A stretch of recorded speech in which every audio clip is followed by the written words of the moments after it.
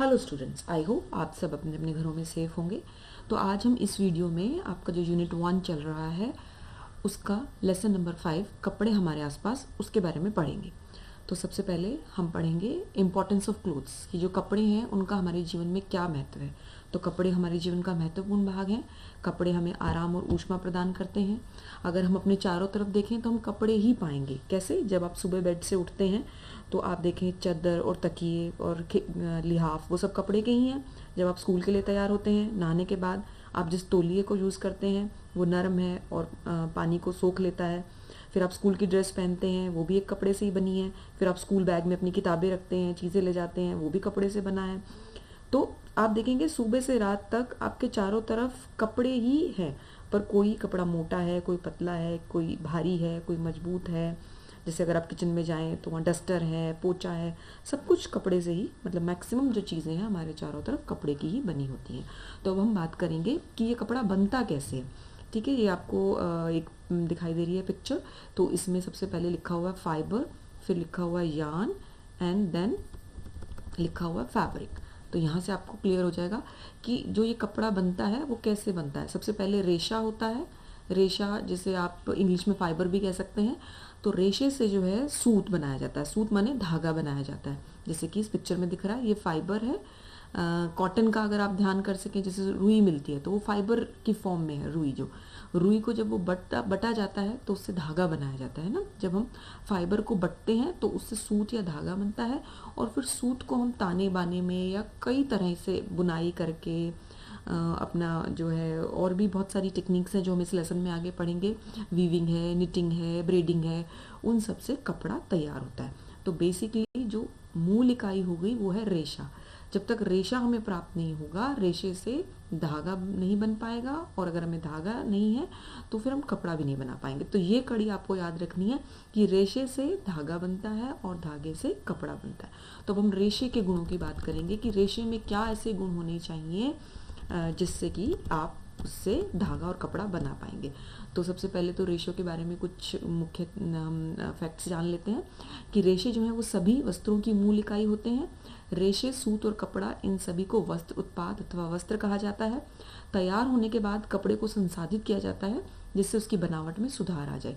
जब ऐसे कपड़ा तैयार किया जाता है रेशे से सूत और सूत से कपड़ा, तो वो कपड़ा मैला कुचैला मुचड़ा हुआ होता है। आप उसे देख के खरीदना नहीं चाहेंगे। तो उसको कैसे तैयार किया जाता है?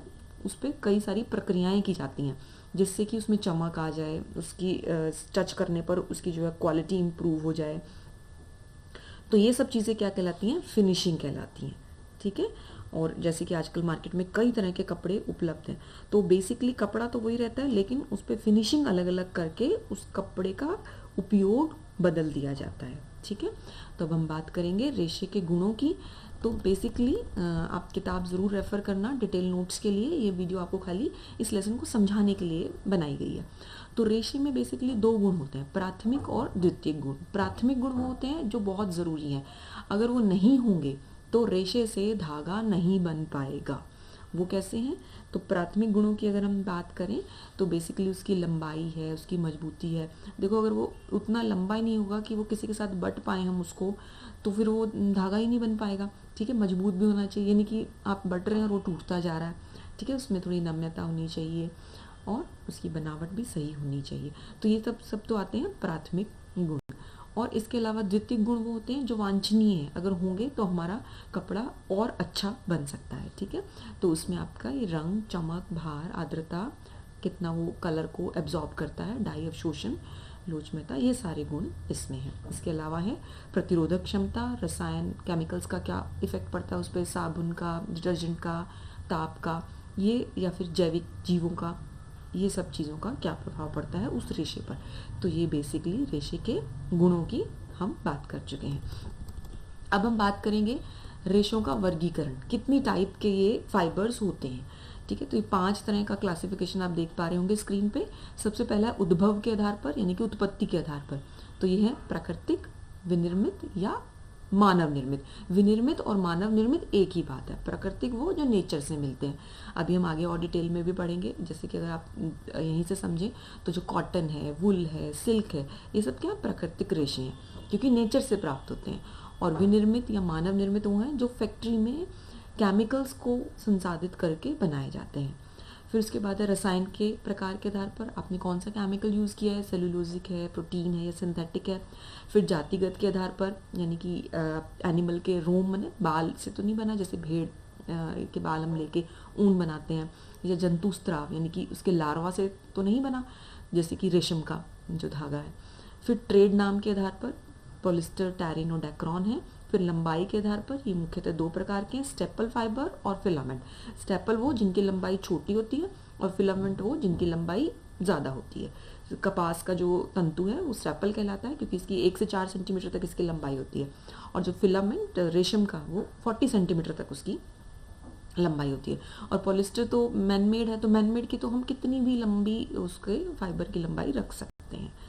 ठीक है, इसके बाद हम ये फिर से थोड़ा सा क्लासिफिकेशन को डिटेल में देखेंगे, ये सब आपको लर्न करना पड़ेगा। तो प्राकृतिक रेशे कितनी प्रकार के हैं, ये 4 कैटेगरीज दी हैं इसमें।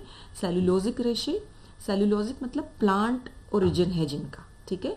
तो प्लांट ओरिजिन में क्या आएगा, सीड हेयर्स यानी कि सीड बीज से बनने वाले, तो कॉटन हो गया आपका सूती, और कपोक ये सीड हेयर के एग्जाम्पल हैं। बास्ट रेशा यानी कि तने से जो रेशा प्राप्त किया गया, तो लिनन या लैक्स जिसे हम कहते हैं, हैम्प और जूट, ये तना है, इसको भिगो के रखा जाता है और फिर उसको वो ढीला हो जाता है तो उससे रेशा निकाला जाता है।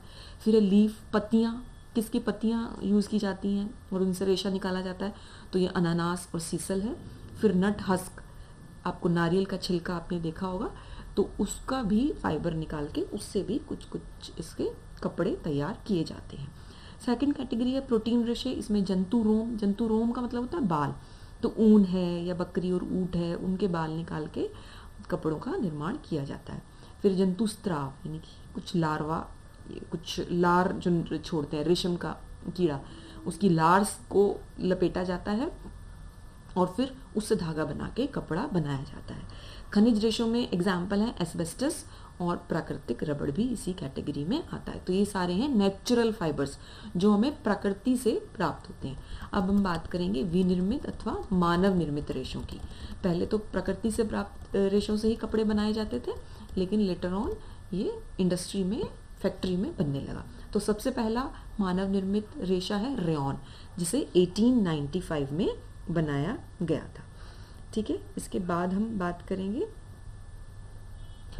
कि रेयॉन को ही कृत्रिम रेशा या कलात्मक रेशम भी कहा जाता है। ठीक है, तो इसमें जैसे ये इसमें ये थोड़ा सा एक और फैक्ट है कि रेशम जैसा कोई रेशा बनाने की इच्छा से ही इस रेशे को बनाया गया। किसको, रेयॉन को, क्योंकि देखो जो रेशम है वो प्रकृति से मिलता है, उनकी पालन किया जाएगा, फिर उनको बहुत अच्छे से रखा जाएगा और फिर उसकी लार को इकट्ठा करके बनाया जाएगा। लेकिन ऐसा सोचा गया कि इसको बिना कीट के कैसे बनाया जाए। ठीक है, तो क्योंकि जो रेशम का कीड़ा होता है वो शहतूत के पत्ते खाता है, फिर उन्हें पचाता है, फिर वो अपने मुंह से वो तरल पदार्थ निकालता है, फिर उसका फिलामेंट बनाते हैं। ठीक है, तो ऐसे ही कुछ इंडस्ट्री में भी बनाया गया, इसलिए इसको आर्टिफिशियल सिल्क भी कहते हैं या आर्ट सिल्क भी कहते हैं। ठीक है, कृत्रिम रेशा भी कहते हैं, कलात्मक रेशा भी, क्योंकि रेयॉन जो है सिल्क से मिलता जुलता है। अब हम बात करेंगे कि ये जो बनते कैसे हैं, रेशा को फैक्ट्री में या इंडस्ट्री में बनाया कैसे जाता है। तो जो गैर तंतुमय सामग्री है, गैर तंतुमय सामग्री क्या हो सकती है, सेलुलोज हो सकती है या कुछ और भी केमिकल्स हो सकते हैं। ठीक है, तो उनको लिया जाता है और उसको कन्वर्ट किया जाता है फाइबर में। तो वो कैसे करते हैं, ठीक है। और कुछ जो दूसरे प्रकार के रेशे हैं, दूसरा वर्ग है, वो केमिकल्स को ही डायरेक्ट डाल दिया जाता है, मतलब उसमें कोई रॉ मटेरियल यूज़ नहीं किया, उसमें रॉ मटेरियल क्या यूज़ किया, केमिकल यूज़ किए और उससे जो है सिंथेसाइज किया रेशों को। तो ये कैसे करते हैं, ये हम थोड़ा सा समझने की कोशिश करेंगे कि ठोस कच्चे माल को लिक्विड में परिवर्तित किया जाता है। यह रासायनिक क्रिया कैसे करेंगे, कच्चे माल को लिक्विड में कन्वर्ट, या तो कोई केमिकल रिएक्शन से या कोई सोल्यूशन डाल के या उसे गर्म करके। ठीक है, फिर वो जब लिक्विड बन जाएगा तो उसको स्पिनिंग सॉल्यूशन या चक्रण घोल कहा जाएगा। अब उस घोल को स्पिनरेट में डालेंगे। आप देख रहे होंगे स्क्रीन पे 2 स्पिनरेट आपको दिख रही हैं। तो इसमें ये आपको ब्लैक कलर का दिख रहा है, ये घोल है। ठीक है, इसको इसमें घोल को डाला जाता है जिसमें ये ठोस हो जाता है और फिर नीचे से ये पतले तंतुओं के रूप में जम जाता है। ठीक ठीक है, आप इस पिक्चर को फिर से देख लें अच्छे से, ठीक है। तो जो कच्चा माल था वो केमिकल भी हो सकता है, वो कोई सेलुलोजिक मटेरियल भी हो सकता है, उसको स्पिनरेट, इसे स्पिनरेट बोलते हैं, ठीक है। इसे स्पिनरेट में डालते हैं और फिर इसमें से ये नीचे छिद्र होते हैं, उन छिद्रों से ये तंतु की फॉर्म में निकल जाता है और इसे फिर इकट्ठा कर लेते हैं और फिर और बहुत सारी प्रोसेसिंग करके संसाधित करके उसे फिर उसकी विशेषताओं में सुधार लाया जाता है, ठीक है। अब हम पढ़ेंगे टाइप्स, इसके विनिर्मित रेशों के कौन कौन से प्रकार हैं उसके बारे में पढ़ेंगे। तो ये है एक तो पुनर्योजित सेलुलोजिक रेशा, इसके 3 रेयॉन आता है इस कैटेगरी में, और रेयॉन भी कई तरह का है, क्यूप्रोमोनियम रेयॉन है, विस्कोस रेयॉन है, और ये आद्र मॉड्यूलस टाइप ऑफ रेयॉन है। फिर है आशोधित सेलुलोजिक एसीटेट, इसमें सेकेंडरी एसीटेट और ट्राई एसीटेट है। फिर है प्रोटीन रेशे, ये एजलॉन आता है इसमें। फिर गैर सेलुलोजिक रेशे कौन कौन से हैं, इन सब की डिटेल आपकी इसी लेसन में हम आगे पढ़ेंगे। नायलॉन, या आपने नाम सुना होगा, सॉक्स वगैरह जिसकी बनती हैं। फिर पॉलिस्टर भी आपने ज़रूर सुना होगा, इसमें टेरिन है, एक्रिलिक है, इसको कैशमिलॉन और ऑरलॉन, ये वूल जैसा होता है, ऊन, जैसे ऊन प्राकृतिक रेशा है, तो अगर हम आर्टिफिशियल रेशा ऊन का कोई सब्सिट्यूट चाहिए हमें तो वो एक्रिलिक है, ठीक है। ऐसे ये मॉडिक्रिलिक है, स्पैंडेक्स है, रबड़ है। और नेक्स्ट कैटेगरी है खनिज रेशे, इसमें glass, fibre glass, metallic Lurex, ये सब चीज़ें आती हैं। तो हमने पढ़ा टाइप्स ऑफ आर्टिफिशियल फाइबर यानी कि प्राकृतिक रेशे, और यहाँ पे हमने विनिर्मित या मैन मेड फाइबर कौन से होते हैं वो पढ़े। ये सारे आपको लर्न करने पड़ेंगे, ठीक है। उसके बाद हम आगे चलते हैं इस लेसन में, और क्या है, तो इस लेसन में ये बताया गया सूत क्या होता है। सूत वैसे तो अगर आप जानना चाहें तो धागे को भी हम सूत कहते हैं, ठीक है। तो ये बेसिकली सर्जिकल कॉटन, तकिए, रजाइयों में भरने के लिए, मैट्रेस और कुशन के लिए जो कपड़े बनाए जाते हैं, उन जैसे उत्पादों को छोड़कर रेशों के रूप में वस्त्रों का उपयोग हमेशा उपभोक्ता जो है वो करता है, ठीक है। तो रेशों को हमारे आसपास उपलब्ध कपड़ों में परिवर्तित करने के लिए उन्हें बटने की आवश्यकता होती है। अगर हम मतलब रेशे को बट के ही तो हम धागा बनाएंगे ना, तो कुछ कपड़े जैसे जो फेल्ट है वो बिना बुने भी बनाए जाते हैं, ठीक है। तो इसमें हम बात करेंगे, मैं आपको सूत के बारे में बता रही थी। तो सूत क्या है, सूत को वस्त्र, रेशे, फिलामेंट अथवा ऐसी सामग्री की लंबी लंबी बटों के रूप में परिभाषित किया जाता है, ठीक है। जो आपने रेशे से धागा बनाया वो बेसिकली सूत है ना, जिसको आपने बट लिया। तो ऐसी सामग्री जो लंबी लंबी बटों के रूप में होती है और कपड़ा तैयार करने के लिए हर प्रकार के धागों की बुनाई के लिए उपयुक्त होती है, उसे हम कहते हैं सूत, ठीक है। इसके बाद नेक्स्ट है इसमें सूत प्रसंस्करण, जिसे हम कहते हैं। प्राकृतिक स्टेपल रेशे से सूत को संसाधित करने को कताई कहा जाता है, ठीक है। जब आप जैसे कॉटन है आपने वो लिया या रेशम है, तो उससे आपने जो भी आपने फाइबर लिया और उस फाइबर को सूत में, धागे में आप कन्वर्ट करते हैं, तो उसे हम कताई कहते हैं, ठीक है। उसके बाद हम बात करेंगे कि रेशे को सूत में परिवर्तित करने के क्या क्या स्टेप्स हैं।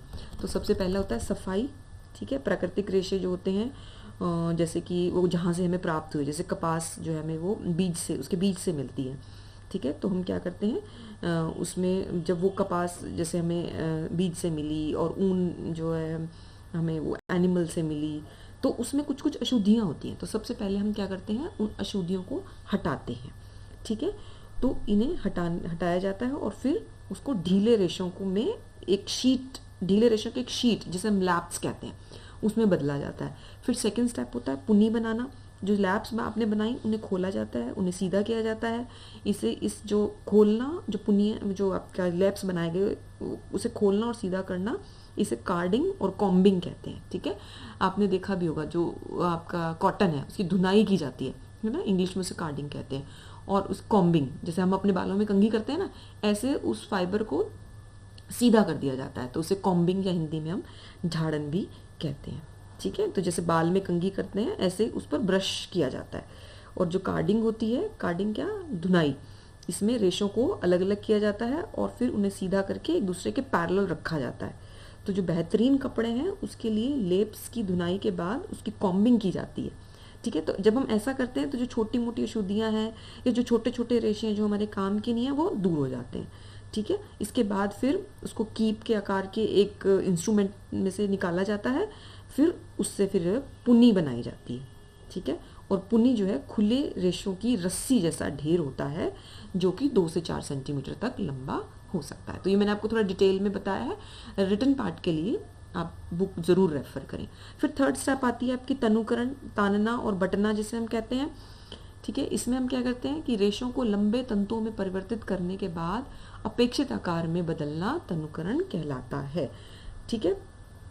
दैट मीन्स कि जब ऊपर वाला जो पुन्नी बनाई गई तो उसमें तो बहुत लंबा लंबा बना दिया गया, लेकिन जब हमें कोई किसी तरह का कपड़ा बनाना है तो उसमें हमें हो सकता है उतनी लंबाई ना चाहिए हो, हमें जितनी चाहिए अपेक्षित आकार मतलब हमें जितना साइज़ चाहिए हम उसमें जब हम कन्वर्ट करते हैं तो उसे हम तनुकरण कहते हैं, ठीक है। तो पुन्नियों को इसके लिए धीरे धीरे ताना जाता है ताकि वे लंबी और बेहतर हो जाएं, तो ये सारा काम इसमें किया जाता है, ठीक है। ये मैंने थोड़ा सा लिखा है कि तानने के पश्चात पुन्नी को रोविंग मशीन में डाला जाता है। इसे तब तक तनु किया जाता है जब तक कि मूल व्यास यानी कि जितनी हमको मोटाई चाहिए 1/4 से 1/8 तक के माप की नहीं हो जाती, ठीक है। और रेशों को जोड़कर रखने के लिए इन्हें और बटा जाता है, ठीक है। और फिर नेक्स्ट स्टेप आता है कताई। कताई वैसे लास्ट स्टेप है जिसका मैंने आपको पहले ही बता दिया था। तो कताई में क्या होता है, इसमें तंतु को सूत के रूप में अंतिम आकार दिया जाता है और गूंथ कर कोन पर लपेट दिया जाता है। तो कताई इज बेसिकली रेशे को धागे में कन्वर्ट करना। कैसे, ये देखो अंतिम स्टेप में क्या होगा, ये जो आपको पिक्चर दिखाई दे रही है ये वाली है ना, ये आपका फाइबर फाइनली सूत में कन्वर्ट हो गया, दिस इज कॉल्ड एज कताई, राइट। और ये आपका बताया है कि कैसे बटा जाता है। अगर इस डायरेक्शन में राइट डायरेक्शन में बटा है तो ये एस शेप की कताई कहते हैं, एस ट्विस्ट कहते हैं इसे। और अगर ये लेफ्ट साइड की बटाई की गई है तो इसे जेड ट्विस्ट कहते हैं, ठीक है। उसके बाद इससे रिलेटेड कुछ डेफिनेशंस हैं वो हम पढ़ेंगे। तो सबसे पहले है सूत संख्या। सूत संख्या क्या होती है, आपने देखा होगा कि रीलें होती हैं ना, धागे की रीलें, ये भी एक टाइप की रील ही है। तो ये रील पर कुछ लेबल्स आपने कभी ध्यान दिया हो तो होंगे, छोटी रीलों पे तो देखो नहीं होते, लेकिन कुछ रीलों पे होते हैं तो वो संख्या होती है कि 20 है, 30 है, 40 है, ये सब है। तो उससे हम कंपेयर कर पाते हैं कि वो धागा कितना अच्छा होगा, ठीक है।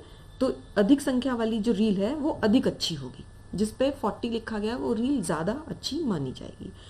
और इसमें यह है कि रेशे के भार और इससे बनाए सूत की लंबाई के बीच निश्चित संबंध है और इसे ही हम सूत संख्या कहते हैं, ओके। फिर है सूत की बटें, जो ये मैंने आपको बताया, जो बीच में आपको ट्विस्ट, बटों का मतलब होता है ट्विस्ट। जब रेशों को हम सूत में बदलते हैं तो रेशों के साथ जोड़ने के लिए बटें बनाई जाती हैं, ठीक है। बटें बनेगी तभी वो तो जुड़ेंगी ना, तो इसे हम कहते हैं ट्विस्ट प्रति इंच। ये लास्ट ईयर भी पेपर में एक नंबर में आया था, टीपीआई की फुल फॉर्म लिखें। तो ट्विस्ट का मतलब जैसे हम डांस करते हैं ना, कमर हिलाना, इट इज़ ट्विस्ट, ऐसे हम धागे को ट्विस्ट करते हैं। तो इंग्लिश वर्ड है ट्विस्ट और हिंदी में इसे हम कहते हैं बटे प्रति इंच, ठीक है। और जो ढीले बटे हुए जो सूत होते हैं वो मुलायम और अधिक चमकीले होते हैं, और जिन्हें कसकर बटा जाता है वो उस सूत में लकीरें होती हैं, जैसे कि जीन्स और डेनिम। फिर थर्ड है इसमें सूत और धागा। सूत और धागा बेसिकली सेम ही चीज़ है, लेकिन थोड़ा सा डिफरेंस बताया गया है कि सूत शब्द अक्सर कपड़े के निर्माण में उपयोग किया जाता है और जो धागा है वह उत्पाद है जिसे कपड़ों को जोड़ने के लिए उपयोग में लाया जाता है, ठीक है ना। धागा ये हो गया बेसिकली, सूत भी वही टाइप का ही है, बट वो डायरेक्ट इसमें थोड़ा सा अगर डिफरेंस आप जानना चाहें तो ये कपड़े के निर्माण में हो गया और ये जोड़ने के काम में आ गया, ठीक है। तो नेक्स्ट है, अब हम बात करेंगे कपड़ा उत्पादन के बारे में। अभी तक हमने बात की कि रेशे से धागा कैसे बनता है, धागे से रिलेटेड क्या टर्म्स हैं। अब हम बात करेंगे कपड़े के बारे में। आप देखते हैं बाजार में कई प्रकार के कपड़े आपको अवेलेबल होते हैं, ठीक है। तो वो कैसे, कोई ऊन का है, कोई कॉटन है, कोई सिल्क है। तो ये कि किस किस चीज़ से वो बना है वो उसी से वो डिसाइड होगा। तो अधिकांश जो कपड़े हैं वो कॉटन से बने होते हैं, सूत से बने हैं। फिर भी कुछ कपड़े हैं जो सीधे रेशों से ही बनाए जाते हैं। सूत का मतलब यहाँ पे सूती नहीं है, सूत का मतलब धागा, कि जो कपड़े हैं वो धागे से बनाए जाते हैं। लेकिन कुछ कपड़े हैं जो सीधा फाइबर से भी बनाए जा सकते हैं। जो सीधा फाइबर से बनाए जाते हैं उन्हें हम कहते हैं फेल्ट्स या नमदा, या बिना बुने या ब्रांडेड फाइबर वाले कपड़े। और ये कपड़े क्या करेंगे, फाइबर को बिछा देते हैं, फिर उसकी धुनाई और कॉम्बिंग करते हैं, और उसके बाद रेशों को जो मैट के रूप में, चटाई के रूप में बिछा देते हैं, और फिर उसी में कुछ केमिकल्स वगैरह डाल के उसे सेट कर देते हैं और फिर बनाते हैं। तो कपड़ा बनाने की हम इस लेसन में विधियाँ पढ़ेंगे, पहली है बुनाई, दूसरी है गुथाई और तीसरी है गांठ लगाना। तो सबसे पहले हम बात करेंगे बुनाई की। बुनाई का मतलब होता है वीविंग, ठीक है। आपने सबने पिक्चर्स में तो देखा होगा, हथकरघे पे जो ये कपड़ा ये दिख रहे हो, ये हथकरघे पे कपड़ा बनाया जा रहा है ना, धागा डाला हुआ है और ये कपड़ा यहाँ बनता जा रहा है। ये आपको पैटर्न मैंने दिखाया है, इसमें धागा लंबाई और चौड़ाई की तरफ चल रहा है, ठीक है। तो जो लंबाई की तरफ लेंथ वाइज ये रेड वाला देख रहे हो, इसे हम वाप कहते हैं और हिंदी में हम इसे ताना कहते हैं, ठीक है। ये जो येलो कलर आप देख रहे हैं ये वेफ्ट, ये चौड़ाई की तरफ चल रहा है ना, इसे हम बाना कहते हैं या इंग्लिश में इसे हम वेफ्ट कहते हैं। ये आप जरूर याद रखें, ताना बाना से ही कपड़ा बनेगा, ठीक है। इसके पैटर्न हम अलग अलग ढंग से कर सकते हैं, लेकिन बेसिक कंसेप्ट, जैसे चटाइयाँ बनती थी ना, टोकरियाँ बनती थी, तो ये ताना बाना प्रक्रिया है। लंबाई वाला वाप ताना, चौड़ाई वाला वेफ्ट जिसे हम कहते हैं बाना, और साइड में ये जो लॉक होता जा रहा है कपड़ा का भी देखो साइडों से आपको लॉक मिलेगा, उसे हम कहेंगे सैल्वेज। आगे भी हम इसकी डिटेल थोड़ी सी पढ़ेंगे, अभी मैं आपको बताती हूँ इसी में। तो जो वीविंग है या बुनाई है, ये वस्त्रकला का सबसे पुराना रूप है, ठीक है। सबसे पहले वो चटाइयाँ और टोकरियाँ बनाई जाती थी, ठीक है। बुने हुए कपड़ों में सूत के 2 सेट का उपयोग किया जाता है, जैसे कि मैंने आपको बताया 2 सेट करके पे लगाए जाते हैं, जो बुने कपड़े की लंबाई और चौड़ाई निश्चित करते हैं। इन्हें ताना सूत कहा जाता है। बुने हुए कपड़े में सूत की दिशा को ग्रेन कहा जाता है और ताना सूत लंबाई के ग्रेन की ओर अथवा किनारे की ओर जाता है, और जो बाना है पूरक सूत भी हम जैसे कहते हैं चौड़ाई के ग्रेन अथवा वेफ्ट की ओर जाता है। अभी मैंने ऊपर आपको बताया वाप एंड वेफ्ट, ताना एंड बाना, ठीक है। और जो कपड़े में जो साइड में लॉक होता जा रहा है किनारा, वो कहलाता है सैल्वेज। किनारे की ओर का कपड़ा सबसे मजबूत भी माना जाता है, ठीक है। आप बुक में से इसकी डिटेल थोड़ी सी और भी पढ़ सकते हैं कि कैसे जो है हथकरघे पे कपड़ा बनाया जाता है, और बहुत तरह के डिज़ाइन इसमें बनाए जाते हैं। ओके, ये मैंने थोड़ा सा समझाने के लिए आपको इसमें से निकाला था। सेकंड प्रोसेस है ऊन की बुनाई, निटिंग। हम सब ने देखा है हमारे घरों में, मम्मियाँ दादियाँ पहले तो हाथ से बनी हुई स्वेटरें बनती थी, है ना। तो सूत के कम से कम 1 सेट की इंटरलूपिंग को निटिंग कहते हैं। और अगर हमको सिंपल कपड़ा चाहिए, जैसे कि ये बना रही हैं, तो 2 सिलाइयों से बन जाएगा। सपाट कपड़े के लिए 2 सिलाइयाँ, और अगर हमें गोलाकार जैसे गला बनाना है या बाजू बनानी है या कंधा बनाना है, तो उसमें हमें 4 सिलाइयों का उपयोग करना पड़ता है। चौड़ाई की दिशा में बदलने वाले सूत को वेफ्ट निटिंग कहते हैं, ऊपर भी हम पढ़ चुके हैं। चौड़ाई वाला हमेशा वेफ्ट कहलाया जाएगा, और लंबाई वाली सामग्री को वाप या ताना निटिंग कहा जाता है। ओके, आपकी एनसीईआरटी की बुक में थोड़ी सी और पिक्चर्स भी इससे रिलेटेड दी हुई हैं, आप उसमें से भी रेफर कर सकते हैं। उसके बाद नेक्स्ट कपड़ा उत्पादन की प्रक्रिया है ब्रेडिंग, गूंथना।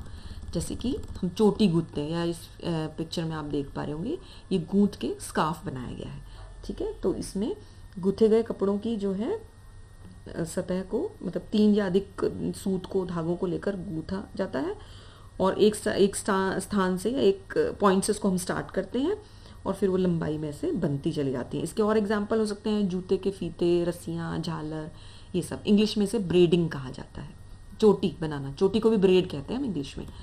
ओके, उसके बाद नेक्स्ट है जाल वाला कपड़ा। ये देखो पिक्चर से आपको समझ में आ रहा होगा, ठीक है। तो जाल क्या है? ये खुले जालीदार कपड़े हैं, और इसमें सूत के बीच में ज्योमेट्रिकल डिजाइन होते हैं, ज्योमेट्रिकल डिफरेंसेस या डिस्टेंसेस होते हैं ना, आप देख पा रहे होंगे। इसे हाथ या मशीन से भी बनाया जा सकता है, ठीक है। आपस में गांठ बांधकर इंटरलॉकिंग के द्वारा इसे बनाया जाता है। गांठ को कहते हैं इंटरलॉकिंग करना। उसके बाद नेक्स्ट है लेसेस सब अपने सूटों पे आपने लगाई होंगी। तो ये भी बड़ा मतलब विविध आर्ट इसको हम बोलते हैं, बड़े कलात्मक ढंग से इनको बनाया जाता है। और इसमें क्या करते हैं, सूत के जाल से इसको बनाया जाता है और डिज़ाइन की फॉर्म में इसे बनाया जाता है, ठीक है। आर पर बुनाई करके या गांठ लगा के या कैसे भी अलग अलग प्रक्रियाएं करके डिज़ाइन इसमें बनाए जाते हैं। देखो मैंने आपको कोशिश की इस पिक्चर में लेसेस दिखाने की। फाइन, तो ये हमारी कपड़ा उत्पादन की प्रक्रियाएं थी। अब हमारा नेक्स्ट इसमें जो टॉपिक है इस लेसन में वो स्टार्ट हो रहा है वस्त्र परिष्करण, यानी कि जो फिनिशिंग्स हम यूज़ करते हैं कपड़े पे। कपड़ा तो बन गया, लेकिन अगर उस पर फिनिशिंग नहीं की जाएगी, उसका परिष्करण नहीं किया जाएगा, तो वो कपड़ा कोई खरीदेगा नहीं। क्योंकि जब वो कपड़ा तैयार होता है तो वो बड़ा ग्रे, मतलब मैला कुचैला ऐसा होता है।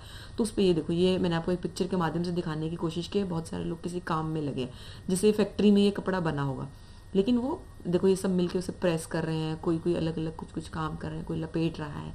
तो ये सारी प्रक्रियाएं परिष्करण कहलाती हैं, जो कपड़ा बनने के बाद उस पर की जाती हैं।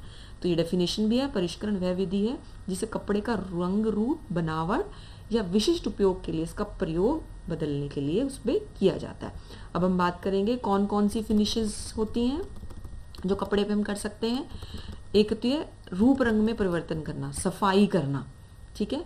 या सफाई हम कैसे करते हैं, रगड़ के या ब्लीच लगा के, फिर सीधा करना, इसे चिकना बनाना, ठीक है। तो ये कैलेंडरिंग, टेंटरिंग, ये देखो पिक्चर में मैंने दिखाने की कोशिश की है, ये ना सीधा किया जा रहा है। दोनों, जैसे हम चुन्नी सुखाते हैं ना, अदरवाइज जब हमने धोई तो वो मुचड़ी सी होती है, तो मशीनों में ही देखो ये सुखाने का, सुखाना तो नहीं कहेंगे हम इसे, मतलब इसकी लंबाई चौड़ाई बराबर करने का काम, इसे हम टेंटरिंग भी कहते हैं इंग्लिश में, ठीक है। अब सेकंड, ये पिक्चर में मैंने आपको ये दिखाया है, जो आपको ड्रम्स दिखाई दे रहे हैं, इसे हम कैलेंडरिंग कहते हैं, ठीक है। इसका मतलब है कि ये गर्म होते हैं, ये वाले जो आपको दिखाई दे रहे हैं ये रोलर्स, इसके बीच में से ये कपड़ा निकाला जाता है और ये प्रेस हो जाता है ऑटोमेटिकली। जो मुचड़ा हुआ है वो इंडस्ट्रीज में, घर में तो हम एक दो सूट करने तो वैसे ही प्रेस कर लेते हैं, लेकिन यहाँ पे देखो 3 स्टेप्स में, पहले फर्स्ट जो रोलर है उसके ऊपर से गया, फिर सेकंड रोलर के ऊपर से, एंड देन थर्ड रोलर के ऊपर से, फिर ये फोल्ड होने के लिए चला जाता है कपड़ा। तो ये प्रेस करना इज कॉल्ड एज कैलेंडरिंग।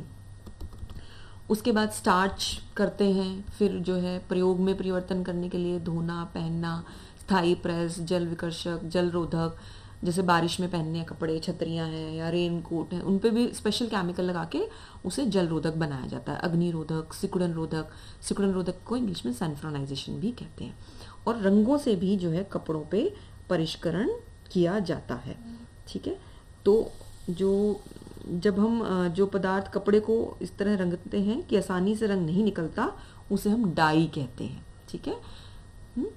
और जैसे अब हम आजकल जो भी कपड़ा यूज़ करें, ऐसे नहीं है कि सभी का कलर निकलता है, तो जो पूरे कंप्लीटली कपड़े को रंग देना डाई कहलाता है, ठीक है। तो ये डाई या रंग किस 3 लेवल पे है, रेशे के स्तर पर भी, फाइबर जब आपके पास है तो उसमें भी हम चढ़ा सकते हैं, जैसे कि नमदा में हमने या फेल्ट बनाया तो डायरेक्टली फाइबर कोई कलर कर दो, ठीक है। फिर सूत के स्तर पर, यानी कि जब धागा बन गया तो बुने हुए चेक, धारीदार या बुने हुए पैटर्न, वो सब हम बना सकते हैं। फिर कपड़े के स्तर पर ये सबसे ईजी होता है, पक्की रंग भी कपड़े के स्तर पर ही। तो पक्के रंग डाई के लिए ये सबसे जो है कॉमन प्रोसेस है कि कपड़े के स्तर पर आप उसको कर दो। तो फिर नेक्स्ट हम बात करेंगे इसमें छपाई की। रंगाई आपको समझ में आया, कपड़े को कंप्लीटली कलर कर देना, और छपाई का मतलब कि कलर किया हुआ बेसिक कपड़ा है, अब उसके ऊपर हम कुछ कर रहे हैं ना। इसमें रंग केवल विशिष्ट क्षेत्रों तक ही पहुंचता है। इसके 3 एग्जाम्पल हैं, ये मैंने आपको पिक्चर के माध्यम से बताने की इसमें कोशिश की है। सबसे पहला है आपका ये जो पिक्चर मैं दिखाती हूँ पूरी, ब्लॉक प्रिंटिंग, ठीक है। आप सबने देखी होगी ब्लॉक प्रिंटिंग, ठीक है। और ब्लॉक्स होते हैं लकड़ी के, और उसको कपड़े पे कुछ जहाँ जहाँ आपको डिज़ाइन चाहिए वहाँ उसको लगा देते हैं। सेकेंड है स्क्रीन प्रिंटिंग। स्क्रीन बनाई जाती है, बीच में बाकी स्क्रीन को कलर कर दिया जाता है, और बीच में जहाँ आपका डिज़ाइन है उस पर कोई कलर नहीं किया जाता, वहाँ पे नेट रहती है खाली। फिर जब आप कलर इस पर करते हैं तो देखो नीचे ये कि यहाँ पे खाली नेट थी, बाकी जगह तो ब्लॉक हो गया है ना, बाकी जगह तो रंग नहीं जाएगा क्योंकि आपने पेंट कर रखा है। सिर्फ जहाँ पे जाली है वहाँ रंग जाएगा, तो ये नीचे डिज़ाइन आ जाएगा। ये दिख रहा होगा आपको येलो कलर का, ये येलो कलर इस पर ये स्क्रीन से कर रहे हैं। ये स्क्रीन ये जो पूरा फ्रेम है इसे स्क्रीन प्रिंटिंग कहते हैं। फिर होती है स्टेंसिल प्रिंटिंग। स्टेंसिल प्रिंटिंग तो हम बहुत बार स्कूलों में भी हम करते हैं ना, ये बना के फ्लावर वगैरह, और इसमें हम फिर ऊपर से कलर कर देते हैं। फिर जब हम इसको हटाएंगे तो यहाँ ये फूल का डिज़ाइन आ जाएगा। तो ये स्टेंसिल, ये कागज़ पे काट के कुछ डिज़ाइन बनाना, इसे हम स्टेंसिल कहते हैं। आई होप आपको छपाई समझ में आ गई होगी। ब्लॉक प्रिंटिंग, स्क्रीन प्रिंटिंग और स्टेंसिल प्रिंटिंग, ये हमने बात की। तो इस वीडियो में इतना ही ये लेसन है। इसके बाद कुछ महत्वपूर्ण रेशे हैं, उसको मैं नेक्स्ट छोटी सी वीडियो में कवर करने की कोशिश करूंगी। I hope you have got the lesson, आपको समझ में आ गया होगा। इस वीडियो को आप 1, 2, 3 बार देखें, और फिर लेसन NCERT PDF आप ज़रूर पढ़ें, क्योंकि एक्चुअल आइडिया और डिटेल आपको लिखने के लिए जो है मटेरियल वो आपको वहीं से मिलेगा। समझने के लिए ये video I think it's enough for you. Thank you, bye bye.